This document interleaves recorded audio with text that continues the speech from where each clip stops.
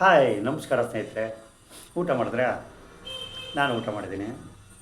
ಮತ್ತು ಇವತ್ತು ಸುಂದರವಾದ ಮಹಾಭಾರತದ ಒಂದು ಭಾಗದಲ್ಲಿ ಪಾಂಡುರಾಜನ ಒಂದು ಸಣ್ಣ ಕಥೆಯನ್ನು ಆರಿಸ್ಕೊಂಡಿದ್ದೀನಿ.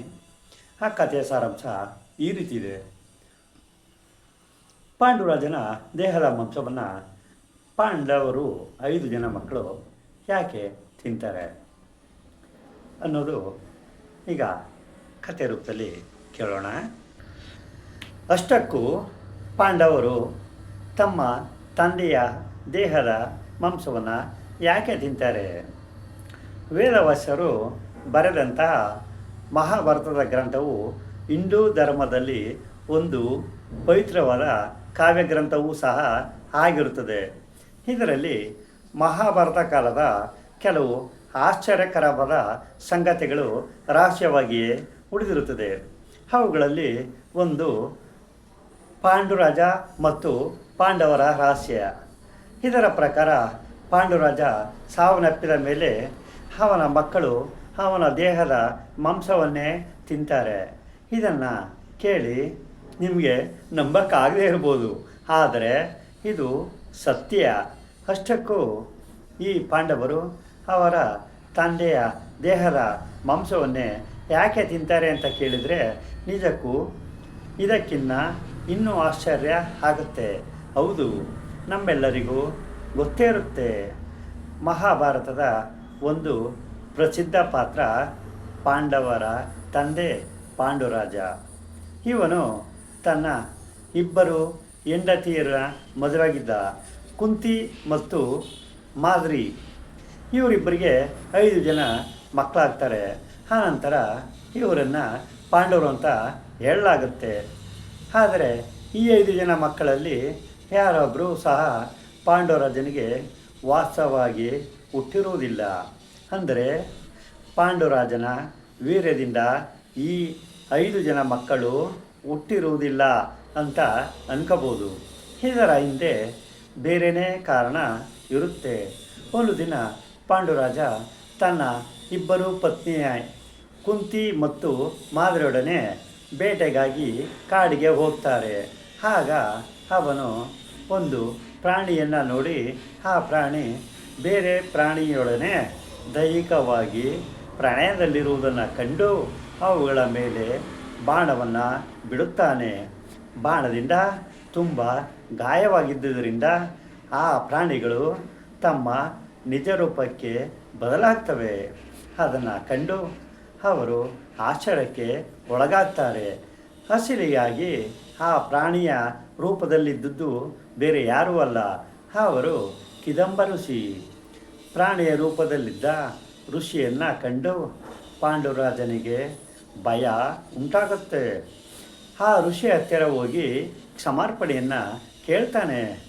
ಆದರೆ ಈಗಾಗಲೇ ತುಂಬ ಕೋಪದಲ್ಲಿದ್ದಂತಹ ಆ ಋಷಿ ತನ್ನ ಪ್ರಾಣ ಇನ್ನೇನೋ ಹೋಗುತ್ತೆ ಅನ್ನುವಾಗ ಪಾಂಡುರಾಜನನ್ನು ಶಪಿಸುತ್ತಾ, ಯಾವ ರೀತಿಯಲ್ಲಿ ನಾನು ಒಬ್ಬರ ಜೊತೆ ದೈಹಿಕ ಪ್ರಣಯದಲ್ಲಿ ಸೇರುವಾಗ ನೀನು ಹೇಗೆ ನನ್ನ ಪ್ರಾಣವನ್ನು ತೆಗೆದಿದ್ದೀಯೋ ಅದೇ ರೀತಿಯಾಗಿ ನೀನು ಯಾವಾಗ ಒಂದು ಹೆಣ್ಣಿನ ಜೊತೆ ದೈಹಿಕ ಸಂಬಂಧವನ್ನು ಮಾಡಲು ಹೋಗುತ್ತೀಯೋ ಆಗಲೇ ನೀನು ಅದೇ ರೀತಿ ಸಾವನ್ನಪ್ಪುತ್ತೀಯ ಎಂದು ಶಾಪವನ್ನು ಕೊಡುತ್ತಾನೆ. ಈ ಘಟನೆ ನಡೆದ ಮೇಲೆ ಪಾಂಡುರಾಜನ ಮನದಲ್ಲಿ ಆ ಶಾಪದ ಬಗ್ಗೆ ಭಯ ಶುರುವಾಗುತ್ತೆ. ತಾನು ಯಾವಾಗ ತನ್ನ ಪತ್ನಿಯರು ಅಥವಾ ಬೇರೆ ಹೆಣ್ಣಿನ ಜೊತೆ ಸೇರಬೇಕು ಅಂತ ಅಂದ್ಕೊಳ್ತಾನೋ ಆಗಲೇ ತಾನು ಸಾವನ್ನಪ್ಪುತ್ತೇನೆ ಎಂದು ಪಾಂಡುರಾಜನಿಗೆ ಅರ್ಥ ಆಗುತ್ತೆ. ಅವನು ಯಾವಾಗಲೂ ಇದರ ಬಗ್ಗೆಯೇ ಚಿಂತಿಸುತ್ತಾ ನೊಂದುಕೊಳ್ಳುತ್ತಾ ಇರ್ತಾನೆ.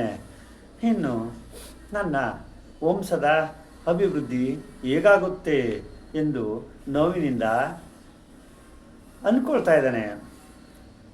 ಅವನು ರಾಜನಾಗಿದ್ದ ಅಧಿಕಾರವನ್ನು ತ್ಯಾಗ ಮಾಡಿ ತನ್ನ ಪತ್ನಿಯರನ್ನು ಕರೆದುಕೊಂಡು ಕಾಡಿಗೆ ಹೊರಟು ಹೋಗ್ತಾನೆ. ಅವನು ಕಾಡಿಗೆ ಹೋದ ಮೇಲೂ ಸಹ ತುಂಬ ಭಯದಲ್ಲೇ ಇರ್ತಿದ್ದ. ಪತಿಯ ಸ್ಥಿತಿಯನ್ನು ಕಂಡು ಪತ್ನಿಯರು ಸಹ ನೊಂದ್ಕೊಳ್ತಾ ಇದ್ದರು.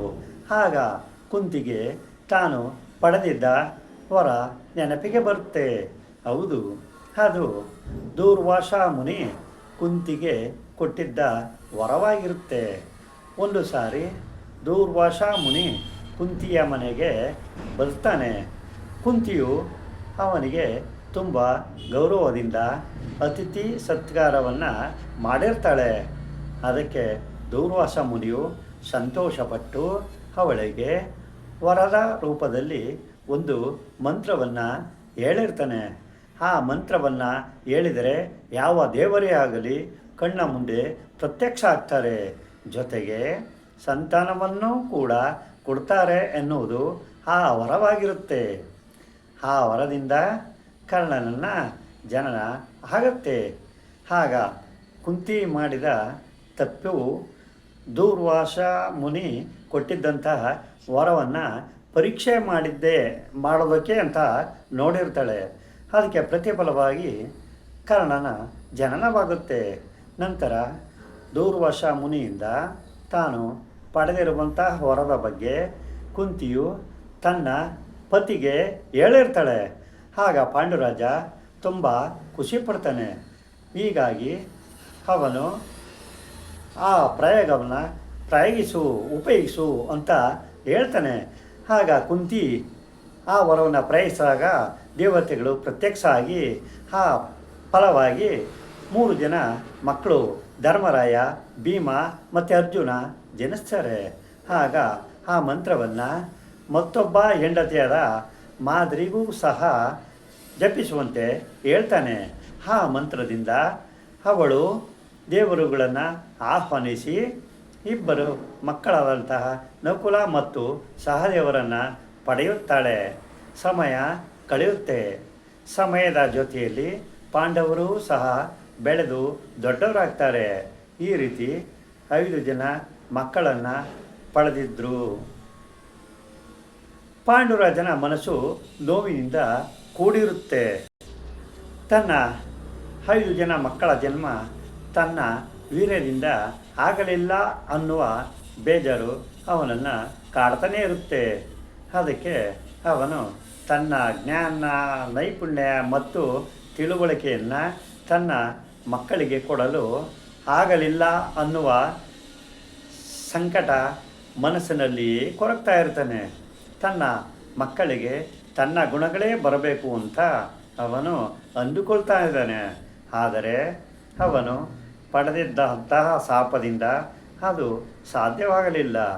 ಇದೇ ಕಾರಣಕ್ಕೆ ಅವನು ಸಾವಿನ ಹಬ್ಬದ ಮೇಲೆ ತನ್ನ ಮಕ್ಕಳು ತನ್ನ ದೇಹದ ಮಾಂಸವನ್ನು ತಿನ್ನಬೇಕು ಅಂತ ಅಂದ್ಕೊಳ್ತಾನೆ. ಅದು ಅವನ ಕೊನೆಯ ಆಸೆಯಾಗಿರುತ್ತದೆ. ಹೀಗಾಗಿ ಒಂದು ದಿನ ಪಾಂಡುರಾಜ ತನ್ನ ಮಕ್ಕಳಿಗೆ, ನಾನು ತುಂಬ ವರ್ಷಗಳಿಂದ ನಿಮ್ಮ ತಾಯಿಯರ ಜೊತೆ ದೈಹಿಕ ಸಂಪರ್ಕವನ್ನು ಮಾಡಿರುವುದಿಲ್ಲ. ಆದರೆ ಬ್ರಹ್ಮಚಾರಿ ಸಾಧನೆಯನ್ನು ಮಾಡಿ ನಾನು ಅನೇಕ ಶಕ್ತಿಗಳನ್ನು, ದೂರದೃಷ್ಟಿಯನ್ನು ಮತ್ತು ದೈವಿಕ ತಿಳುವಳಿಕೆಯನ್ನು ಸಾಧಿಸಿದ್ದೇನೆ.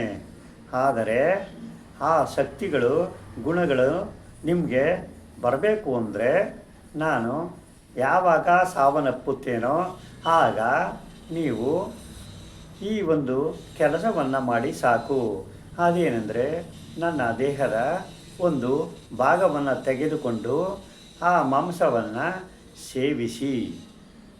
ಯಾವಾಗ ನೀವು ನನ್ನ ಮಾಂಸವನ್ನು ನಿಮ್ಮ ದೇಹದಲ್ಲಿ ಒಂದು ಭಾಗವನ್ನಾಗಿ ಸೇರಿಸಿಕೊಳ್ಳುತ್ತೀರೋ ಆಗ ನನ್ನ ಗುಣಗಳು, ನನ್ನ ಶಕ್ತಿಗಳೆಲ್ಲ ನಿಮಗೆ ಬರ್ತವೆ ಅಂತ ಹೇಳ್ತಾನೆ. ಒಂದು ದಿನ ಪಾಂಡುರಾಜ ತನ್ನ ಪತ್ನಿ ಮಾಧುರಿಯೊಂದಿಗೆ ಕಾಡಿನಲ್ಲಿ ತಿರುಗಾಡುತ್ತಿದ್ದ. ಆಗ ಅವಳನ್ನು ನೋಡಿ ಅವಳ ಮೇಲೆ ಆಸೆ ಆಗುತ್ತೆ. ಪಾಂಡುರಾಜ ತನ್ನನ್ನು ತಾನೇ ಮರೆತು ಮಾಧುರಿಯೊಳಗೆ ದೈಹಿಕ ಪ್ರಣಯವನ್ನು ಮಾಡಲು ಹೋಗ್ತಾನೆ.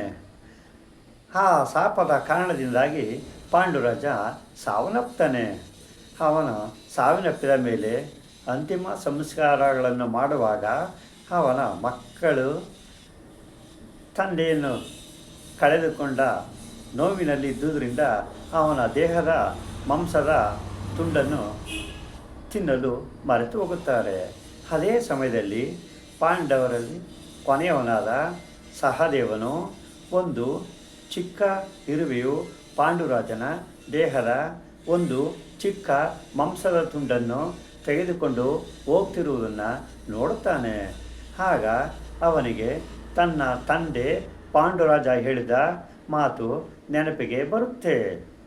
ಆಗ ಅವರು ಇರುವೆ ತೆಗೆದುಕೊಂಡು ಹೋಗುತ್ತಿದ್ದಂತಹ ತಮ್ಮ ತಂದೆಯ ದೇಹದ ಮಾಂಸದ ತುಂಡನ್ನು ತೆಗೆದುಕೊಂಡು ತಿಂತಾರೆ. ಮತ್ತು ಆ ಮಾಂಸವನ್ನು 5 ಜನ ಪಾಂಡವರು ತಿನ್ನುತ್ತಾರೆ. ಆದರೆ ಎಲ್ಲರಿಗಿಂತ ಹೆಚ್ಚು ಭಾಗ ಸಹದೇವನಿಗೆ ಸೇರಿರುತ್ತೆ. ಈ ಕಾರಣದಿಂದ ಸಹದೇವನಿಗೆ ತನ್ನ ತಂದೆಯ ಗುಣಗಳು ಎಲ್ಲರಿಗಿಂತ ಹೆಚ್ಚಾಗಿ ಬರುತ್ತವೆ. ಇದರ ಬಗ್ಗೆ ನಿಮ್ಮ ಅನಿಸಿಕೆಗಳು ಏನನ್ನಿಸುತ್ತವೋ ಅದ್ರ ಬಗ್ಗೆ ನಮ್ಮ ಕಾಮೆಂಟ್ ಬಾಕ್ಸ್ಗೆ ತಪ್ಪದೆ ಹಾಕಿ. ಮತ್ತೆ ಸಿಗೋಣ ಮುಂದಿನ ಕಥೆಯೊಂದಿಗೆ. ಅಲ್ಲಿವರೆಗೆ ನಮಸ್ಕಾರ.